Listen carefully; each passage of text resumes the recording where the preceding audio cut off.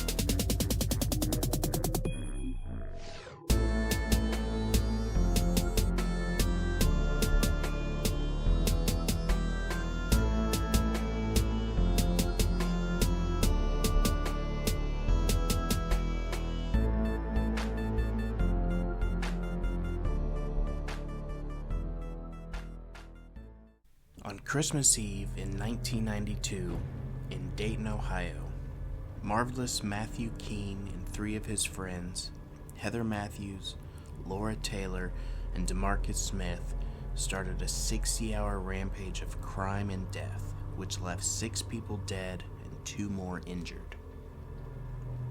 In the early hours of December 24th, Keene, Matthews, and Laura Taylor were invited over to the first victim's house, Joseph Wilkerson, in which Wilkerson was under the impression that an orgy was going to take place. While the group was undressing, Keene pulled out a gun and pointed it at Joseph while the 2 girls tied him to his bed with an electrical cord. He then shot him in the chest with his own gun. Then Laura, using Keene's gun, shot him through his temple, killing him instantly. After the murder, the group ransacked the house looking for any valuables and then stole his car to go hunt for more victims. Later that same day, at about 10 p.m., the group approaches Danita Gullett. DeMarcus Smith decided that he wanted her shoes, and she was shot 7 times and robbed for her shoes, a jacket, and her purse that only contained 50 cents. She later died at the hospital. They would then return to Wilkerson's home to stay the night, but not before finding one more Christmas Eve victim.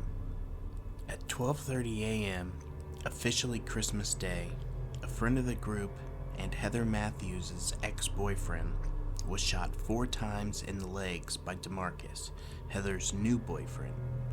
He managed to escape to a neighbor's house and survived the attack. They later talked about going to the hospital to finish him off. At 8:50 p.m. on the same day, Richmond Maddox, the ex-boyfriend of Laura Taylor, was coaxed out of his house by Laura. They left together in Maddox's car, with the others following behind. It didn't take long for him to spot the car behind them and is shot in the head while driving his car by Taylor herself, using Wilkerson's gun. She then dove from the car right before it crashed. He later died at the hospital. At 8 a.m. on the 26th, the group decided to go to the local short-stop mini market and rob it. Sarah Abraham, the clerk, was shot in the face, and a customer, 67-year-old Jones Pettis, was shot in the stomach. Sarah died shortly after, lingering in a coma for 5 days, and Pettis survived. The take from the robbery was only $44. The last 2 victims of this Christmas massacre were 2 friends of the group. The group was afraid they would be able to implicate them in the murders, so they decided that they had to go. They were 16-year-old Wendy Cottrell and her 18-year-old boyfriend Marvin Washington. They picked up the pair under the guise of hanging out and drinking. They then picked up some beer and wine and started to drink. After a short time, Keene stopped because he said he had to pee. And after getting out of the car, him and Smith ordered the two out of the car at gunpoint and marched them behind a large pile of dirt. They were both then executed. This ended the almost 3 days of murder and crime that these people did for no reason other than they were trying to have some fun. A potential seventh victim was filling her car with gas when she was approached and carjacked, but she was able to run away before anything could happen to her. The group stole her Dodge Shadow and drove away, hoping to not be caught by the police. A short time later, a police officer spotted the stolen Dodge Shadow, but when he ran the plates, they came back to Wilkerson's car, not a Dodge. The group was quickly arrested, and when the police went to Wilkerson's home, they discovered his dead body. On December 29th, Keene and Matthews were both arraigned and held on a $5 million bond. In September of 1993, Heather Matthews pled guilty to avoid the death penalty, and she'll spend the rest of her life in prison. In October of 1993, Keene decided to be judged by a 3-judge panel instead of a jury trial.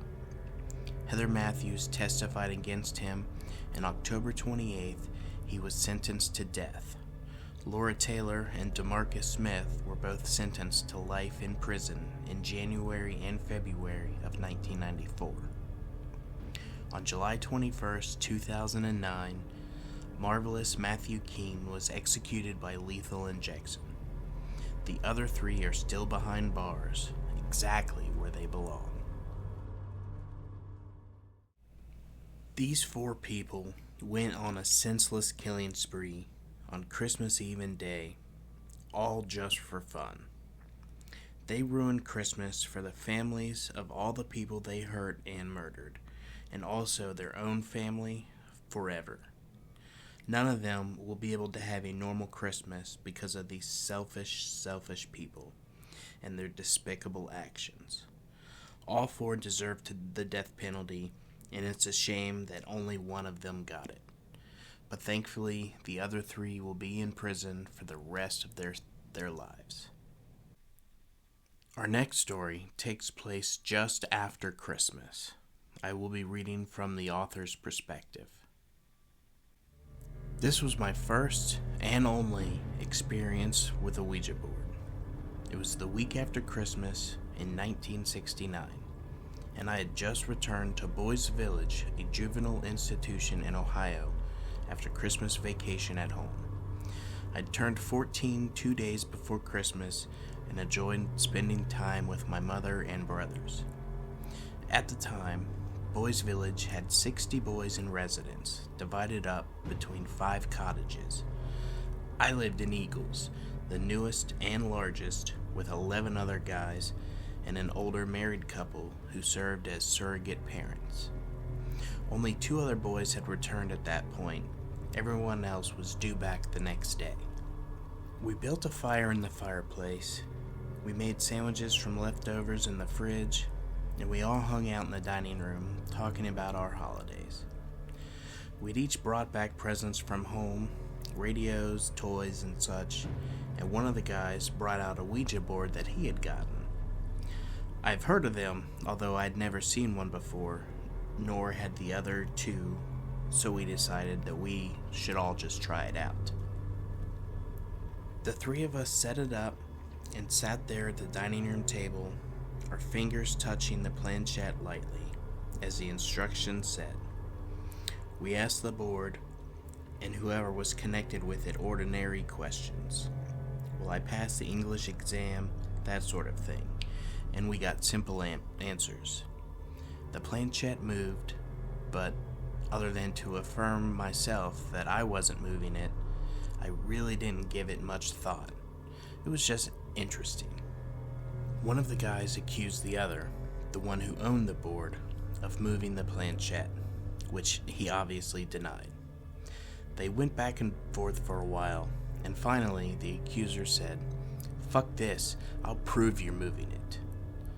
Then he said, in a loud voice, with his hand still on the planchette, "Hey, you, I don't believe you're real.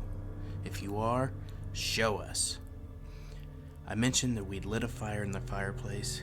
As we'd gotten involved with eating and the board, we'd let it burn down to almost nothing.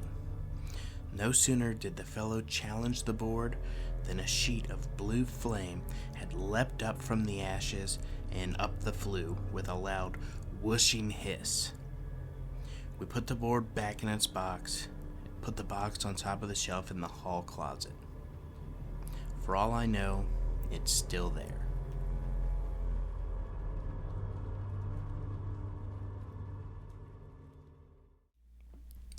Just like I've said in a previous episode, don't mess with Ouija boards.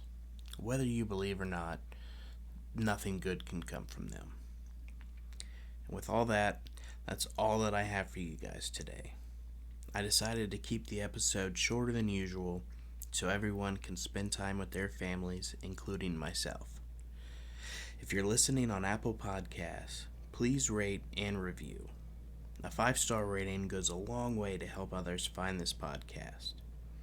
Make sure to follow us on Facebook and Instagram, links in the description as always.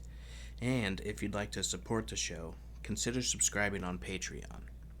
I have 3 tiers to choose from with some pretty cool extras. The first bonus episode will debut next week for my patrons. Well, with all that being said, I just want to wish everyone a Merry Christmas and Happy Holidays. Thank you for listening. Make sure to keep those doors and windows locked, and stay ready for Ohio Unsolved.